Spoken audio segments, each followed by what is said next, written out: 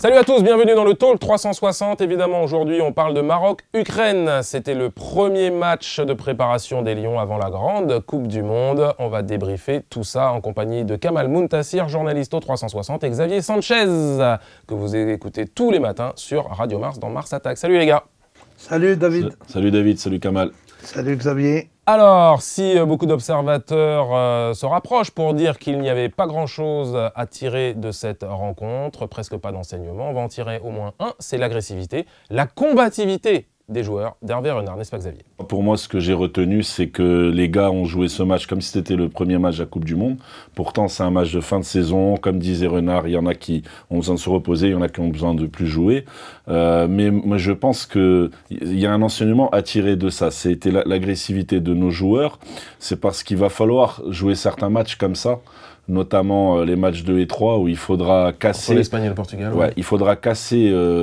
la création espagnole-portugaise loin de nos buts. C'est un bon critère ça, l'agressivité, quand on est une nation comme le Maroc et qu'on retrouve la Coupe du Monde, avec deux ténors, hein, l'Espagne et le Portugal, on le rappelle. Certainement, l'agressivité surtout en milieu de terrain, parce que Hervé Renard, hier, surtout en première mi-temps, il a tenté le 3-5-2 pour bloquer le milieu de terrain, pour ne pas permettre à l'équipe adverse, en l'occurrence le Portugal et l'Espagne, et même l'Iran, de jouer. Alors est-ce que ce 3-5-2, pourquoi il y tient tant? On sait que c'est une formule qui lui plaît, qu'il remet à chaque fois, c'est sa formule préférentielle. Pourquoi? Qu'est-ce qui peut expliquer ça? Moi je pense qu'en tant que coach, et pour avoir des outils et des différentes clés à sa main face aux différents adversaires, et même au cours d'un match, de pouvoir changer facilement et que les joueurs s'habituent à passer 3-5-2 en 4-2-3-1, en 4-3-2-1. En fait, le 3-5-2, c'est aussi un 5-3-2 quand on met pas en premier temps parce que c'était Banati à l'arrière droit, mais ça peut être un 5-3-2 en phase défensive. C'est un match de préparation, il a voulu tenter ça. Comme en deuxième mi-temps, il a mis Ziyech Harit. Donc je pense que c'est une bonne chose de sa part, c'est calculé. Et c'est pour habituer les joueurs à différents schémas tactiques au cours des matchs. Oui. Alors on a une Je équipe crois que le schéma tactique habituel de Renard, c'est le 4-4-2. Généralement, durant les éliminatoires. Il tente souvent quand même cette histoire de 3-5-2. De temps en temps, ouais. oui, mais... alors qui apporte une espèce de sécurité défensive, parce que c'est vrai qu'on est une équipe qui continue de ne pas prendre de but. Oui. Donc bon, on va passer sur la défense, hein, parce qu'on va dire que c'est zéro faute depuis pas mal de temps. Moi j'ai quand même une question. Mounir, il doit être titulaire ou pas? Alors justement, il y a eu beaucoup de choses qui ont été dites parce que il a fait quelques sorties hasardeuses, une sortie hasardeuse hier, mais moi je pense que Renard veut garder le gardien qui a fait les éliminatoires, même si Yacine Bounou maintenant il peut prétendre à être titulaire par rapport à leur situation en club, mais je pense qu'on va toujours faire confiance à ce gardien. Il reste 2 matchs de préparation, les choses pourraient changer, mais moi personnellement, je suis contre le changement d'un gardien juste avant le tournoi pour lequel il a fait les qualifs. Et surtout, on ne peut pas juger un gardien de but sur une sortie hasardeuse. Ouais, contre la Serbie aussi, il y a eu des petits Il y a le gardien de Liverpool. Bon, c'est un très bon gardien qui a fait une très belle saison. Et en fin de compte, il a encaissé 2 buts sur 2 fautes, 2 erreurs. C'est un argument massu. On passe au milieu de terrain. On a peu vu Belhanda. On va s'intéresser à une petite association qui a bien fonctionné. C'est Amin Harit, Hakim Ziyech. Est-ce que cette association-là, elle mérite d'avoir plus de temps de jeu? Est-ce qu'ils doivent jouer d'entrée, tout simplement? Moi, je crois que Harit, il a besoin de temps. Il est un peu, on l'a vu hier, il est trop individualiste parce qu'il essaie de se prouver, de trouver sa place au sein de l'équipe du groupe. Donc, il a joué individuellement. S'il jouait un peu collectivement, il va donner plus de résultats et de meilleurs résultats. Et je crois que c'est le futur, Harit. C'est le futur, ça ne s'est pas présent. Alors, moi, je voudrais rester sur Belhanda. Belhanda, j'ai l'impression qu'il fait encore partie de l'ancienne génération. On a tourné la page de la sélection marocaine des années précédentes avec celle-là, qui est plus virtuelle et plus victorieuse, plus sûre d'elle. C'est le dernier qui n'a pas changé. Par contre, il fait un travail défensif qu'on voit pas, mais moi je pense que notamment contre l'Iran, le premier match, et les prochains matchs, j'aimerais que on est, parce qu'avec Ahmadi et Boussoufa, on est bien en travail défensif au milieu. Moi, je veux j'aimerais bien que Harit joue plus. Ouais, vas-y, ouais, et qu'on ait Ziyech et Harit. Ziyech, électron libre, mais là, il serait plus à droite, et Harit à gauche, ça nous donnerait une équipe offensive. Alors justement, parce qu'on a une équipe des Lions de l'Atlas qui ne prend pas de but, mais qui n'en marque pas. Et à la Coupe du Monde, c'est quand même important de marquer un but de plus que l'adversaire. Alors, est-ce qu'on doit se satisfaire du clean sheet défensif, ou est-ce qu'il faut vraiment chercher à marquer des buts? Notamment contre l'Iran, parce que le goal average peut être intéressant, important à un moment donné, non? Je crois que, sincèrement, que Boutayeb ne fait pas l'affaire pour le moment dans le schéma tactique d'Hervé Renard. Dans lequel? Dans le 3-5-2? Oui, celui d'hier.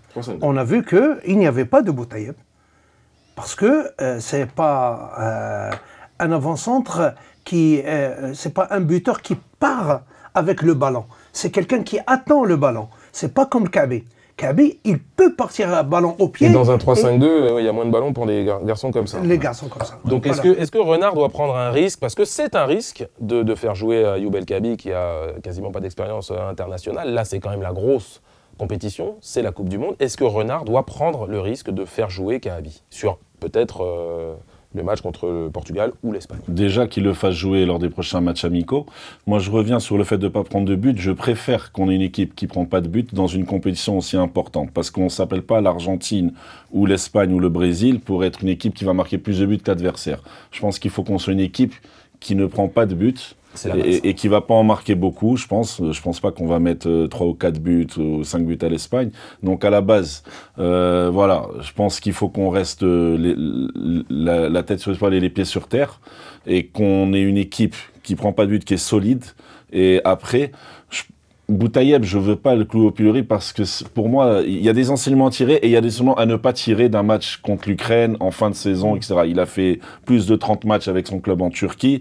Il avait peut-être besoin de souffler. Il a raté un moment dos au but. Il avait un contrôle à faire. Oui, c'est pas méchant. On n'est pas là-dessus. On est pas. plus sur une question de profil finalement. Ouais. C'est-à-dire que tu vas être dans une compétition où il est extrêmement important de marquer des buts et que Boutayeb, ça n'est pas un buteur. Oui, c'est pas un buteur, c'est pas un finisseur opportuniste. Oui, voilà, c'est pas un finisseur. Mais oui, mais quand l'équipe du Maroc joue, elle a besoin d'un joueur qui me semble être référence. Cela dépendra des schémas tactiques choisis par Hervé Renard.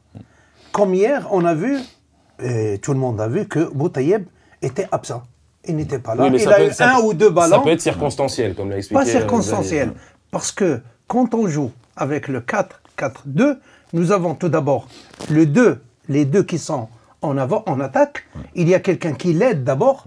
Il y a Ziyech, en l'occurrence. Il y a Ziyech. Et après, il y a Marabat qui part du milieu. Et il y a les latéraux qui montent.